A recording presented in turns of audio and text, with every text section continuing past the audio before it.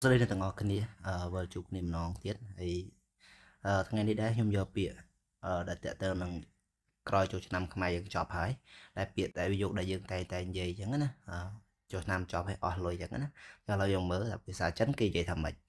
ខាងក្រោមខ្ញុំនឹងដាក់ប្រយោគជាប្រយោគឲ្យអ្នកទាំងអស់គ្នាតោះឥឡូវយើងចាប់ដើមអានពាក្យសិនអញ្ចឹងពាក្យទី1នេះប្រហែលភាគច្រើនយើងចេះហើយ见不在新年អត់ទៀត见不在新年ប្រែថាចូលឆ្នាំខ្មែរអញ្ចឹងជៀនពូចៃហ្នឹងគឺយើងអាចប្រើកម្ពុជាអញ្ចឹងគឺយើងក៏អាចនិយាយបានថាចូលឆ្នាំខ្មែរហ្នឹងគឺយើងអាចនិយាយបាន3ម៉ាត់គេអាចនិយាយថាយើងយកតែខាងមុខមួយម៉ាត់មកហើយខាងក្រោយ2ម៉ាត់យើងអាចនិយាយថាជៀនស៊ីននៀនជៀនស៊ីននៀនហ្នឹងក៏ចូលឆ្នាំខ្មែរដែរតោះឥឡូវយើងមើលពាក្យបន្ទាប់នេះយើងអានថាជីស៊ូជីស៊ូជីស៊ូហ្នឹងគឺ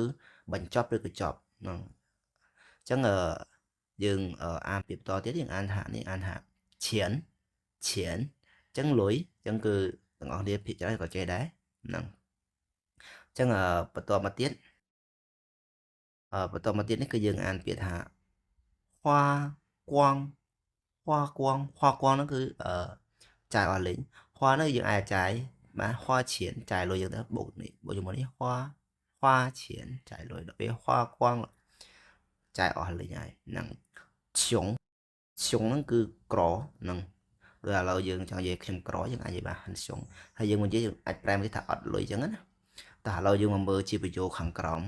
ឥឡូវយើងមិនពាក្យឥឡូវយើងមើលប្រយោគខាងក្រោមខ្ញុំអស់ទៅលើនេះហ្នឹងអញ្ចឹងប្រយោគនេះយើងអាចនិយាយបានពីរយ៉ាងក្នុងន័យថាយើងចូលឆ្នាំហើយអស់លុយចាយអញ្ចឹងណាយើងអាចនិយាយពីរយ៉ាងអញ្ចឹងន័យទី1នេះខ្លីយើងថា过完年人凶了น้องទៀត过完年人ဆိုជាស្រេច过完年人凶了ប្រែថាចូលឆ្នាំចប់ឬក៏ឆ្លងឆ្នាំចប់មនុស្សក្រហើយតែយើងអាចប្រែថាអស់លុយដែរយើងអាចប្រែអញ្ចឹងណាអញ្ចឹងយើងអាចអានម្ដងទៀត过完年ហ្នឹងគឺឆ្លងឆ្នាំហើយឬក៏ចូលឆ្នាំចប់យើងអាចប្រែបានអញ្ចឹង人凶了ហ្នឹងគឺមនុស្សក៏ក្រដែរឬក៏មនុស្សក៏អស់លុយដែរម្ដងទៀត过完年人凶了ហ្នឹងចូលឆ្នាំហើយមនុស្សក៏ក្រឬក៏មនុស្សក៏អស់លុយដែរអញ្ចឹងប្រយោគមួយទៀតក៏យើងអាចនិយាយបានដែរខ្ញុំអស់ឡើងលើតិចទៀតយូនេះយកពីហ្នឹងយើងនិយាយមួយណាក៏បានដែរខណៈមួយនេះគឺយើងខាងលើនេះគឺយើងនិយាយបែបខ្លីហើយខាងក្រោមនេះយើងនិយាយរឿងវែងសម្រាប់បន្តិចយើងអាចញ៉ាំថា柬埔寨新年结束了我的钱也花光了ហ្នឹងម្ដងទៀត柬埔寨新年结束了我的钱也花光了ប្រហែល